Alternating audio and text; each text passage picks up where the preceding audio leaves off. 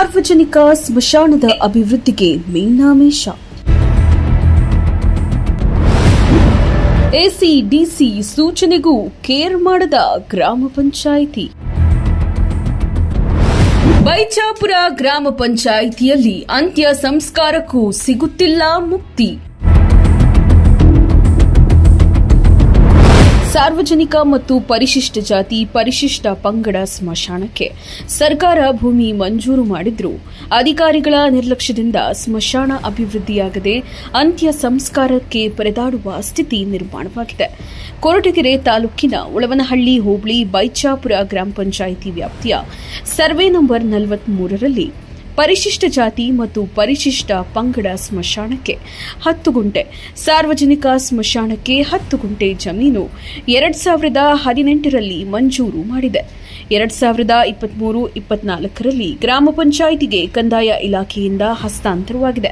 ಆದರೂ ಈವರೆಗೂ ಗ್ರಾಮ ಪಂಚಾಯಿತಿ ಅಧಿಕಾರಿಗಳು ಸಾರ್ವಜನಿಕ ಸ್ಮಶಾನವನ್ನು ಅಭಿವೃದ್ಧಿಪಡಿಸಲು ಮೀನಾಮೇಷವನ್ನ ಎಣಿಸುತ್ತಿದ್ದಾರೆ. ಈ ಬಗ್ಗೆ ಗ್ರಾಮಸ್ಥರು ಹಲವು ಬಾರಿ ಮನವಿ ಮಾಡಿದ್ರು ಸಾರ್ವಜನಿಕರ ಸಮಸ್ಯೆಯನ್ನ ಆಲಿಸಲು ಗ್ರಾಮ ಪಂಚಾಯಿತಿಯ ಅಧಿಕಾರಿಗಳು ನಿರ್ಲಕ್ಷ್ಯವನ್ನ ವಹಿಸಿದ್ದಾರೆ ಎಂದು ಗ್ರಾಮಸ್ಥರ ತೀವ್ರ ಆಕ್ರೋಶಕ್ಕೆ ಕಾರಣವಾಗಿದೆ. 2 ವರ್ಷದಿಂದ ಆಚೆ ಕಡೆಗೆಲ್ಲ ಬರೇ ಫಾರೆಸ್ಟ್ ಇತ್ತು. ಈ ಗಿಡ ಸಾಕಾಣಿಕೆ ಮಾಡ್ಕೊಂಡಿದ್ರು. ನರ್ಸರಿ ಮಾಡ್ಕೊಂಡು ನಮಗ್ ಬಿಟ್ಕೊಟ್ಟಿರ್ಲಿಲ್ಲ.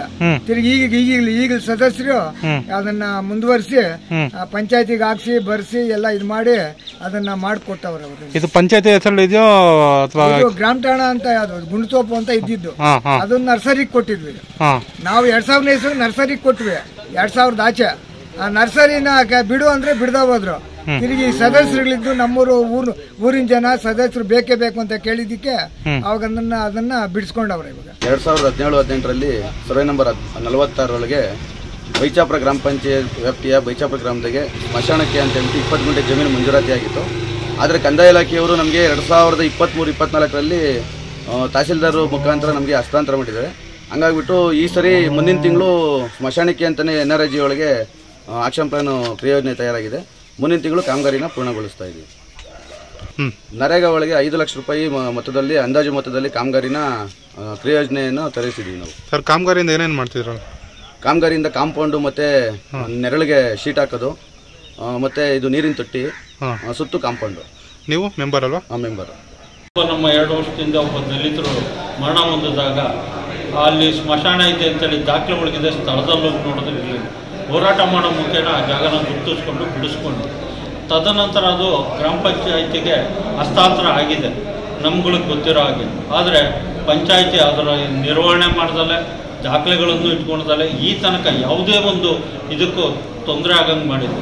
ದಯಮಾಡಿ ಈ ವಿಚಾರದಲ್ಲಿ ಸಂಬಂಧಪಟ್ಟ ಇಲಾಖೆಗಳು, ಸಂಬಂಧಪಟ್ಟ ಸ್ಥಳೀಯ ಗ್ರಾಮ ಪಂಚಾಯಿತಿ ಅಧಿಕಾರಿಗಳು ಮತ್ತು ಅಲ್ಲೇ ಜನಪ್ರತಿನಿಧಿಗಳು ಗಮನ ಹರಿಸಿ ಮುಂದೆ ಯಾರಾದರೂ ಮರಣ ಹೊಂದಿದಂಥ ಕಾಲದಲ್ಲಿ ನೆಮ್ಮದಿಯಾಗಿ ಒಂದು ಅಂತಿಮ ಜೀವನದ ಅಂತಿಮ ಒಂದು ಕಾರ್ಯವನ್ನು ಮಾಡ್ಕೊಳ್ಳೋದಕ್ಕೆ ಅವಕಾಶ ಮಾಡಿಕೊಡ್ಬೇಕು ಅಂತೇಳಿ ನಾನು ನನ್ನ ದಲಿತ ಪರ ಸಂಘಟನೆಗಳು ದಲಿತರ ಎಲ್ಲರ ಅನುಕೂಲಕ್ಕಾಗಿ ಮಾಡ್ತಾ ಇದ್ದೀನಿ.